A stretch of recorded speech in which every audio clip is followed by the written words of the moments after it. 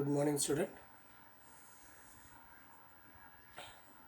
Now going to next question. Last period we see the question first and question second of the topic number 3. Can you recall? In that point of view, can you recall? Lastly, we have see the what is meant by valency,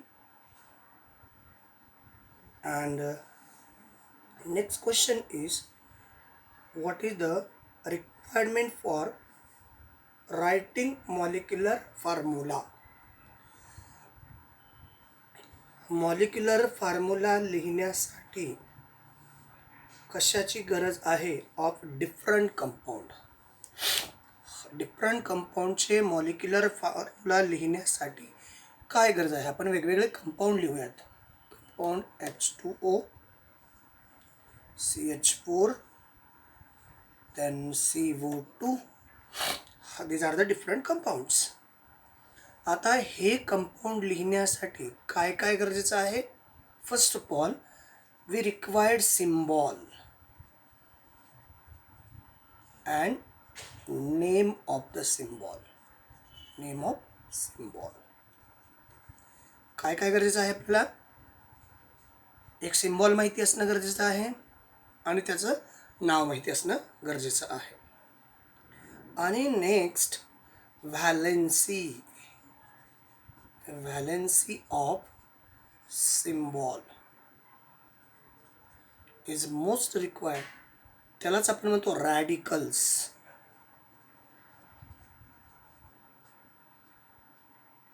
RADICLE CL नाही, radicals CALS.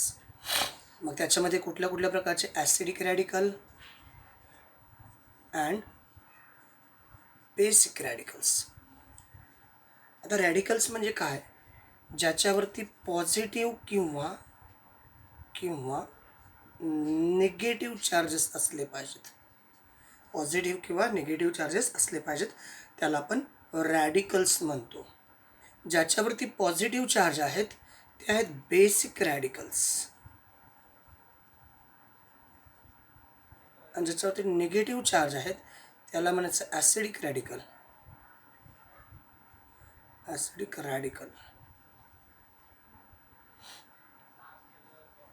So these are the requirement for writing chemical equation. chemical compounds, molecular formula of different chemical compound. कसं काय पहा. आता हा compound आपल्याला लिहायचा आहे.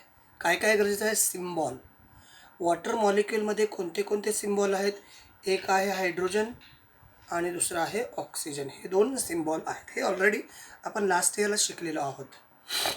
त्याच्यानंतर काय गरजेचं आहे आपल्याला. व्हॅलेन्सी.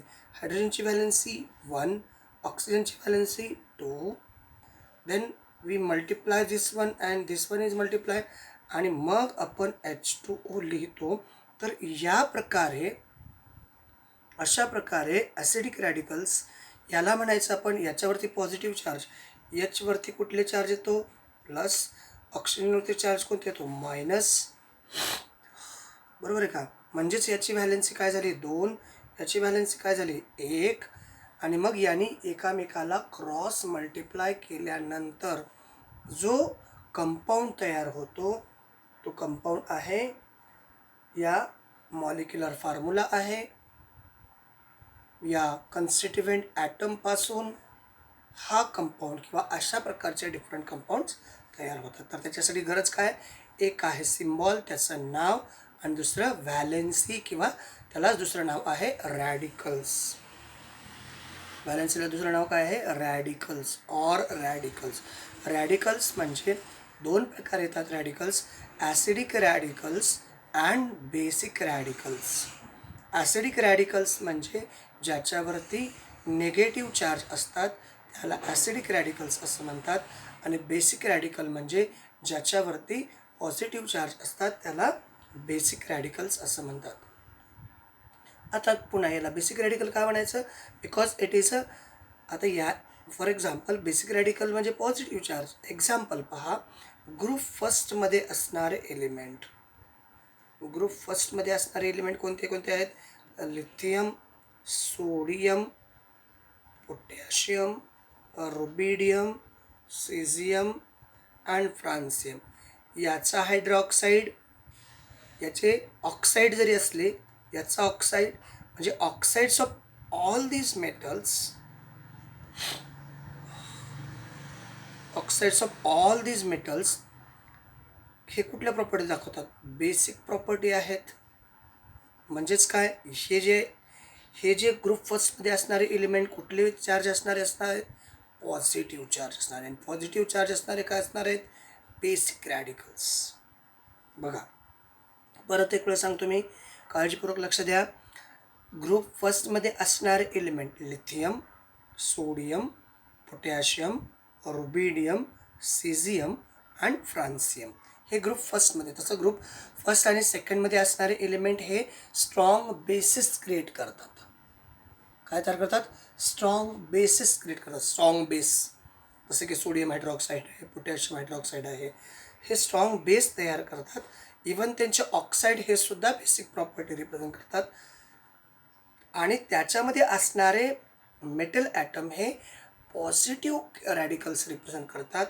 म्हणून आपण पॉझिटिव्ह रॅडिकल्स असणाऱ्या किंवा पॉझिटिव्ह चार्जेस असणाऱ्यांना बेसिक रॅडिकल्स असं म्हणत असतो.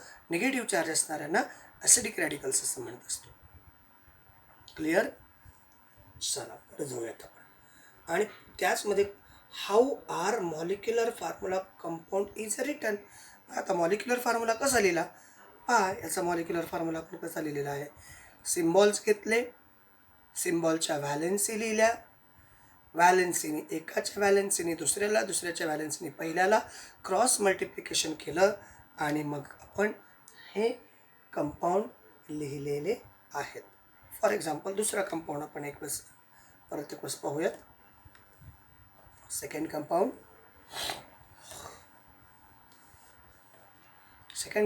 आहे CH4. CH4 म्हणजे मिथेन, याला वॉटर मॉलिक्यूल इथं मिथेन.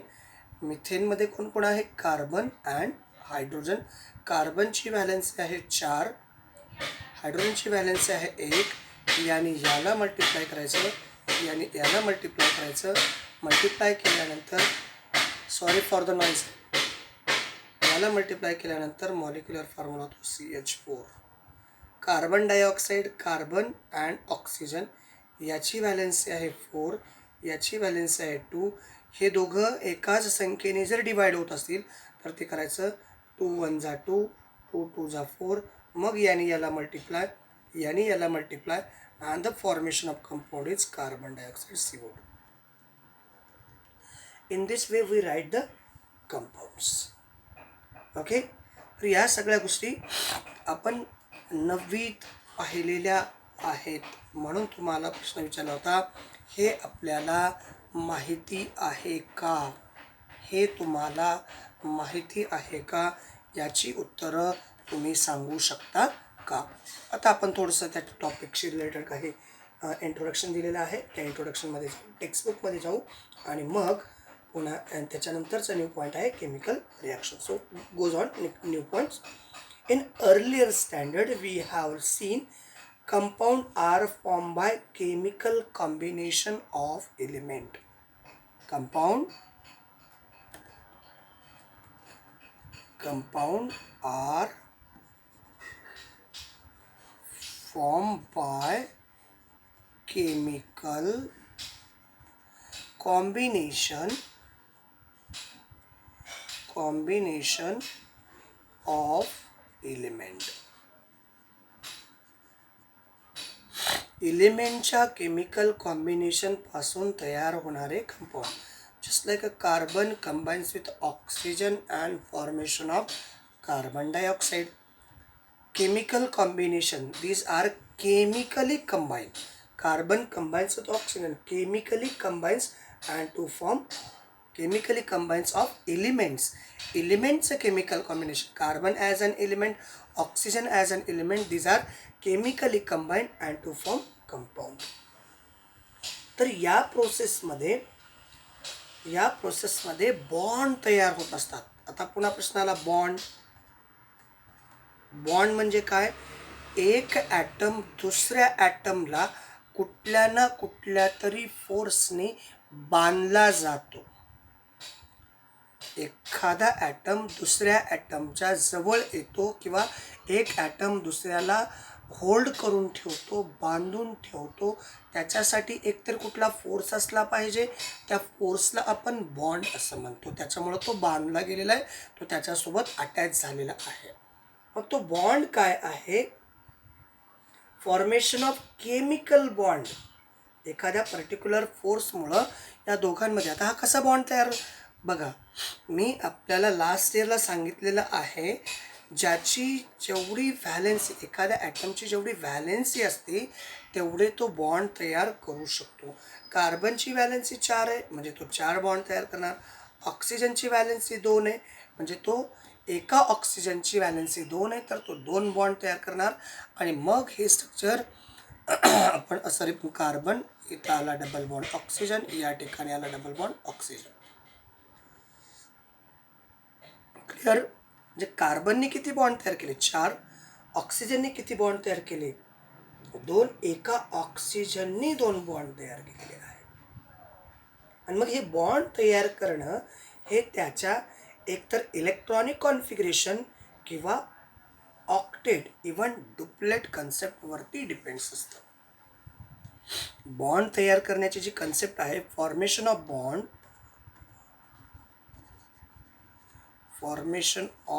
बॉन्ड, ही जी कन्सेप्ट आहे, it is completely depends upon, हे कशावरती डिपेंड आहे? एकतर त्याच्या इलेक्ट्रॉनिक कॉन्फिगरेशनवरती किंवा ऑक्टेट कम्प्लिशन इव्हन डुप्लेट कम्प्लिशनच्या बेसवरती. बॉन्ड फॉर्मेशन कशावरती? एक कन्सेप्ट आहे इलेक्ट्रॉनिक कॉन्फिगरेशन,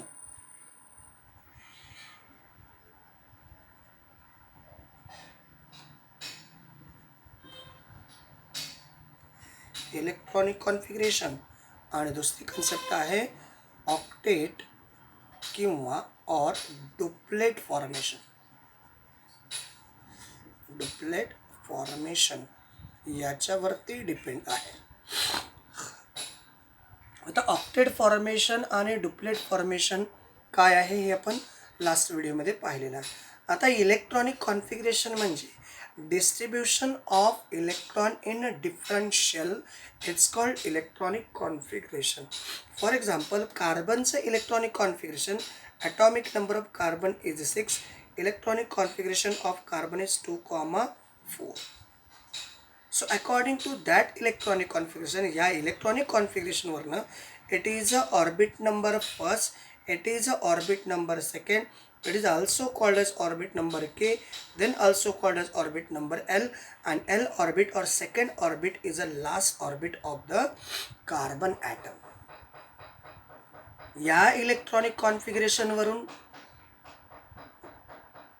आयडेंटिफाय करू शकतो की या ॲटमकडं we identified, according to the electronic configuration, we identified how much electron in their last shell of an atom. म्हणजे एखाद्या ॲटमच्या लास्ट शेलमध्ये किती इलेक्ट्रॉन आहेत हे आयडेंटिफाय करू शकतो.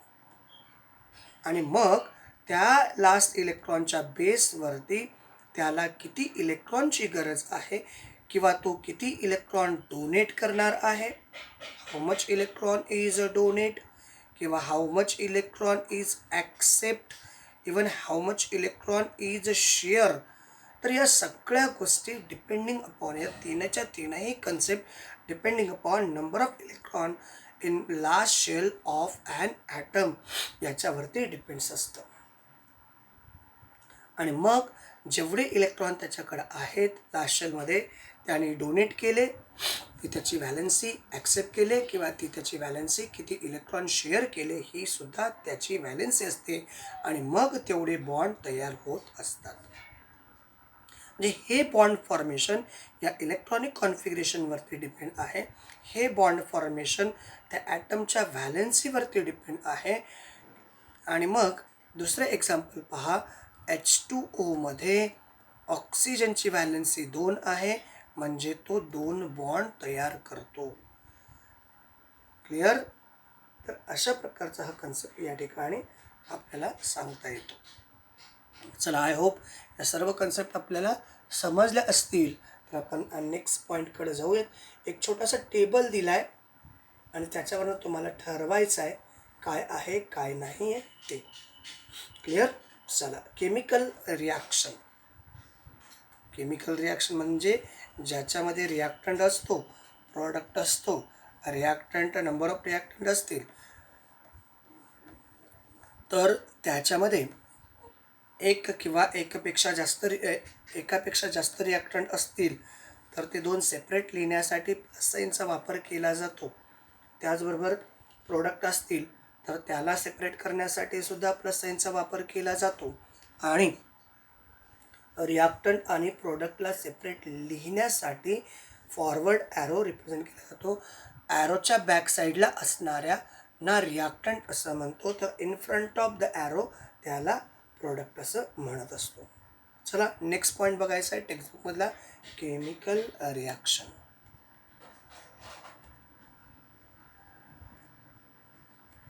Chemical reaction.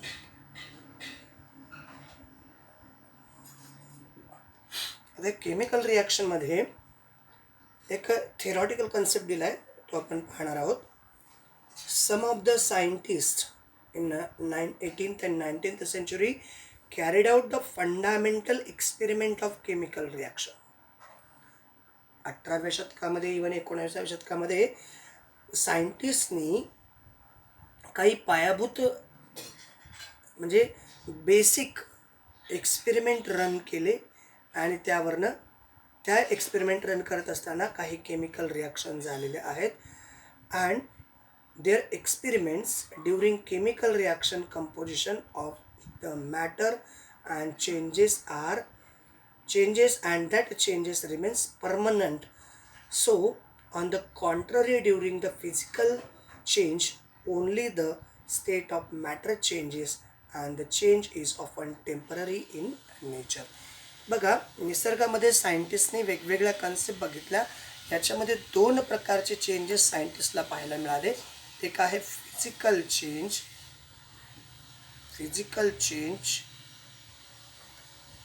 आणि दुसरा आहे केमिकल चेंज. हे फिजिकल चेंज हा टेम्पररी असतो. फिजिकल चेंज हा कसा चेंज असतो? टेम्पररी चेंज असतो. तर केमिकल चेंज हा परमनंट चेंज असतो. केमिकल चेंज हा परमनंट चेंज असतो.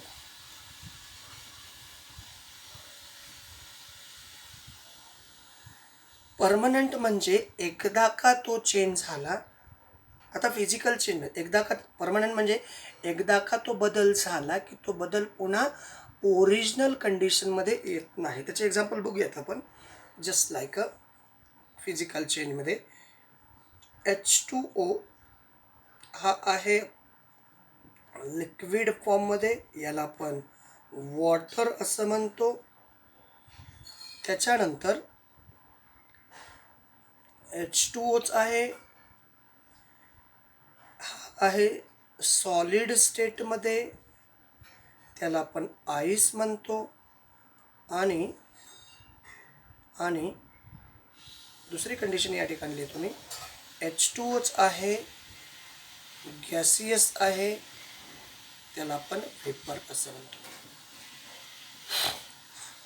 तर या कंडिशनमध्ये फिजिकल चेंजमध्ये मॉलिक्युलर फॉर्म्युला बदलत नाही, त्याच्या प्रॉपर्टी कुठल्याही बदलत नाहीत, फक्त त्या कंपाऊंडच्या स्टेट बदलतात फिजिकल चेंजमध्ये. बघा, H2O मॉलिक्युलर फॉर्म्युला इथे, H2 मॉलिक्युलर फॉर्म्युला इथेही H2 मॉलिक्युलर फॉर्म्युला आहे. चेंज काय होतो आहे? फक्त चेंज असा होतो आहे याच्या फिजिकल स्टेट्समध्ये चेंज होतो आहे. हा कुठल्या स्टेटमध्ये होता? हा लिक्विड आहे, हा सॉलिड आहे, हा गॅसियस आहे. These are the only state change. Molecular formula of the compound can not be change. Molecular फॉर्म्युलामध्ये काही चेंज झालेला आहे का? नाही, फक्त त्याच्या स्टेट्समध्ये चेंज झालेला आहे. आणि याचं कन्व्हर्शन अशा प्रकारे होत असतं बघा. H2O इकडं झाला गॅसियस स्टेटमध्ये H2O, आणि इकडं आपण H2O लिहितो. हा आहे लिक्विड फॉर्म, हा आहे गॅसियस फॉर्म, तर हा आहे सॉलिड फॉर्म. सॉलिडचं लिक्विड वॉटरमध्ये कन्व्हर्शन होतं, लिक्विड वॉटरचं गॅसियस वॉटरमध्ये कन्व्हर्शन होतं. गॅसियस वॉटरचं कंडेन्सेशन झाल्यानंतर लिक्विड वॉटरमध्ये, लिक्विड वॉटरचं पुन्हा कंडेन्सेशन झाल्यानंतर सॉलिड वॉटरमध्ये. हे परमनंट चेंज नाही, हे टेम्पररी चेंज आहे. Depending upon the environmental effects, depending upon the temperature. Molecular formula या ठिकाणी बदलत नाही, फक्त त्याचे स्टेट्स बदलतात, म्हणून त्याला आपण फिजिकल चेंज असं म्हणतो. तर केमिकल चेंज हा परमनंट चेंज असतो.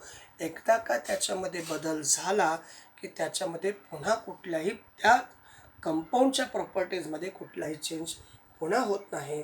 त्याला आपण परमनंट चेंज, इवन त्यालाच आपण केमिकल चेंज, परमनंट किंवा केमिकल चेंज असं म्हणतो. त्याच्यासाठी एक टेबल दिला आहे आपल्या टेक्स्टबुकमध्ये, तो पण आपण पाहणार आहोत. केमिकल चेंज म्हणजे फॉर एक्झाम्पल काळजीपूर्वक पहा. H2 हा गॅसियस स्टेटमध्ये आहे, H2 हा गॅसियस स्टेटमध्ये आहे, O2 हा पण गॅसियस स्टेटमध्ये आहे. याच्या प्रॉपर्टी खालीही तुम्हाला सांगितलेल्या आहेत. हा सेल्फ बर्न करतो, स्वतः जळतो, हा सपोर्ट टू बर्न करतो, आणि याच्यापासून H2O तयार झाला. H2 म्हणजे याच्या टोटल प्रॉपर्टी बदलल्या, पुन्हा याच्यामध्ये कन्व्हर्शन म्हणजे रिॲक्शन बॅक होत नाही. आणि एकदा वॉटर तयार झाला की त्याच्या प्रॉपर्टीमध्ये बदल झाला की त्या प्रॉपर्टी पुन्हा सेपरेट बदल होत नाहीत, म्हणून याला आपण केमिकल चेंज, त्याचबरोबर परमनंट चेंज असं आपण म्हणत असतो.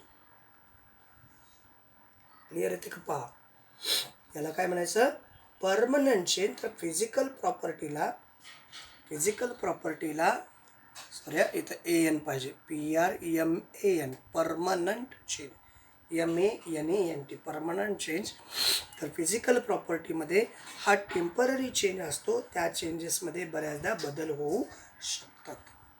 तर त्यासाठी मी आपल्याला टेक्स्टबुकचं पेज रिप्रेझेंट करतो आहे, आणि त्यानुसार आपण त्याला टिकमार्क करणार आहोत, आणि मग आपण नेक्स्ट कन्सेप्टकडं जाऊयात. तर एक टेबल दिलेला आहे. Identify physical and chemical changes, identify physical and chemical changes on physical and chemical changes from the phenomenon given in the following table. तर या टेबलनुसार तुम्हाला तो फिनॉमिनॉन आयडेंटिफाय करायचा आहे. तर तुमच्या टेक्स्टबुकमध्ये पण टेबल आहे. आता हा कितपत क्लिअर दिसतोय हे सांगता येणार नाही, but I am trying to better.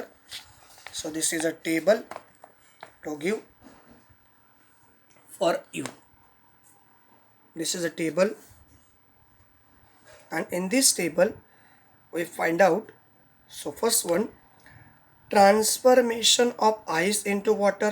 तर आत्ताच आपण पाहिलेलं आहे, आईस इंटू वॉटर कुठला चेंज आहे? फिजिकल चेंज आहे. Clear? Transformation of ice into water, that is a physical change. त्याचबरोबर कुकिंग ऑफ फूड हा तुमच्याकडे दिलेला आहे, chemical change. So milk is turned into curd. तर हा कोणता चेंज आहे? हा केमिकल चेंज आहे. कारण मिल्क कसं लागतं? गोड. आणि कर्ड झाल्यानंतर कसं तयार होतो? दही. कर्ड म्हणजे दही तयार होतं. दही कसं लागतं? आंबट. म्हणजे आता आंबटचं गोड होणार आहे का? नाही.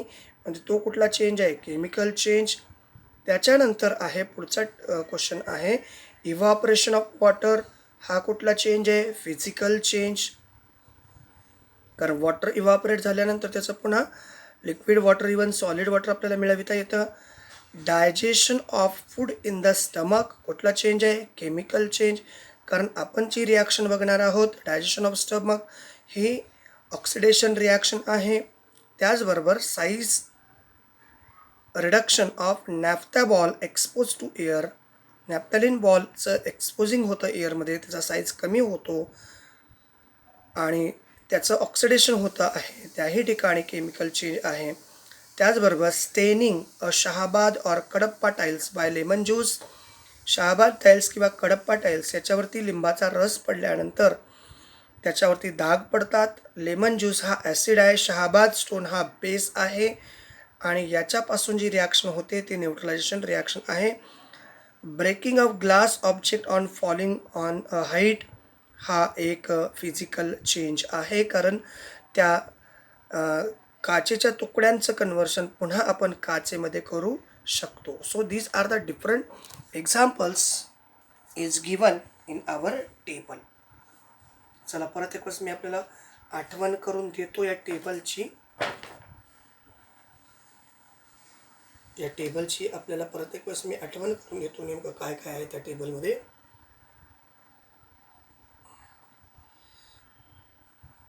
तर पहा, पहिला प्रश्न आहे तुमच्याकडं, transformation of ice into water. आईसचं वॉटरमध्ये कन्व्हर्शन H2O हा कशामध्ये आहे, वॉटरमध्ये, कशामध्ये आहे, ट्रान्सफॉर्मेशन ऑफ आईस, याला आपण आईस म्हणतो. याचं कन्व्हर्शन वॉटरमध्ये होतं आहे H2O. H2O हा वॉटर आहे आणि मग जेव्हा या वॉटरचं आपण फ्रीजमध्ये ठेवल्यानंतर पुन्हा आईसमध्ये कन्व्हर्शन होतो, म्हणून हा फिजिकल चेंज आहे. क्लिअर, हा फिजिकल चेंज आहे. त्याचबरोबर दुसरा आहे रायपनिंग ऑफ फ्रूट, फळांचं पिकणं. हा आय थिंक हा मुद्दा राहिलेला आहे, परत एक रिवाईज करतो. रायपनिंग ऑफ फ्रूट, समजा त्याचं एक एक्झाम्पल बघा आपण, कैरी म्हणजे कच्चा आंबा, रॉ मँगो, तो कसा लागतो, आंबट. पण तोच कैरी जर पाड लागला किंवा पिकला तर तो कसा लागतो, गोड. आता गोड आंब्यापासून पुन्हा कैरी तयार होते का, नाही. म्हणजे तो कसला change, chemical change. Milk turn into curd, दुधाचं दह्यामध्ये रूपांतर होणे, हा कुठला चेंज, केमिकल चेंज.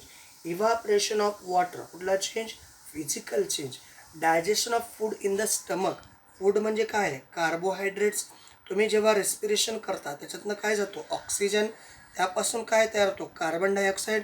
तो कुठं पडतो, बाहेर, फ्रॉम आवर नॉस्ट्रिल्स, नाकाच्या छिद्रातनं तो कार्बन डायऑक्साईड बाहेर पडतो.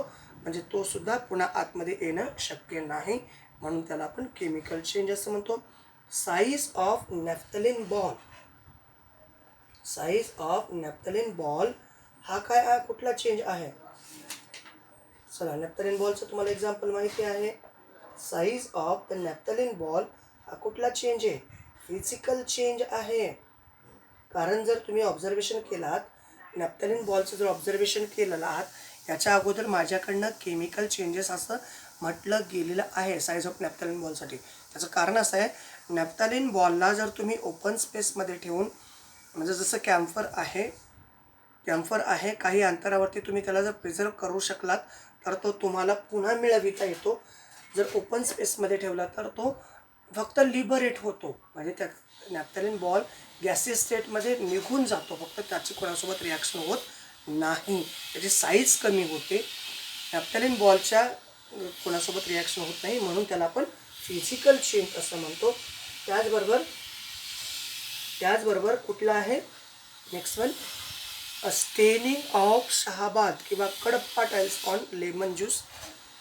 जर फरशीवरती लिंबाच्या रसाचे थेंब पडले तर त्याला डाग पडतात, म्हणजेच त्या दोघांमध्ये रिॲक्शन होते. ती रिॲक्शन म्हणजे न्यूट्रलायझेशन रिॲक्शन आहे.